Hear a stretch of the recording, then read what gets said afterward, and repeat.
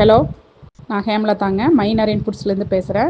நம்மளுக்கு இன்றைக்கி பார்த்தீங்கன்னா சுவிட்சர்லாண்ட்லேருந்து ஒரு ஆர்டர் வந்திருக்கு நம்மளுக்கு. அதில் பார்த்தீங்கன்னா எப்படி நீங்கள் ஆர்டர் கொடுத்தீங்க அப்படின்னு அந்த கஸ்டமர்கிட்ட கேட்குற போது அவங்க சொன்னது, நான் உங்களோட யூடியூப் சேனல் பார்த்து தான் நான் உங்களுக்கு ஆர்டர் கொடுத்தேன்னு சொன்னாங்க.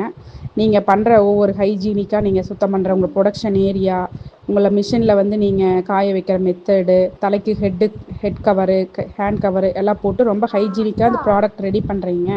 அதனால் நான் உங்களுக்கு ஆர்டர் கொடுக்கலான்ட்டு எனக்கு ஒரு யோசனை வந்து நான் ஆர்டர் கொடுத்தேன்னு சொன்னாங்க.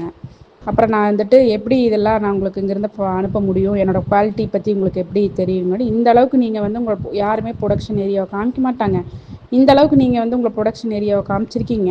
உங்களோட க்ளீனப்பாக இருக்கிறது, உங்களோட பொருளோட குவாலிட்டி எல்லாமே நாங்கள் வீடியோவில் வந்து நீங்கள் அப்படியே காமிச்சிருக்கீங்க. எந்த இடத்துலையும் ஒளிமறைவு இல்லாமல், ஒரு எடிட்டிங்லேயும் கூட நீங்கள் ஸ்கிப் பண்ணாமல் காமிச்சது தான் எனக்கு ரொம்பவுமே ஆச்சரியப்படுத்தி எனக்கு இந்த ப்ராடக்ட்டை வாங்க வைக்கிறதுக்கு உண்டான கண்டிப்பாக ஆர்டர் கொடுக்கணும்னு சொல்லி சொன்னாங்க. எனக்கு ரொம்ப பெருமையாகவும் இருந்தது, சந்தோஷமாகவும் இருந்தது. அடுத்தது பார்த்திங்கன்னா, உங்களுக்கு என்னங்க வயசாகுது இந்த ப்ராடக்ட் வாங்கி யூஸ் பண்ணுறீங்கன்னு கேட்டேன். எனக்கு 75 வயசு ஆச்சுன்னு சொன்னாங்க.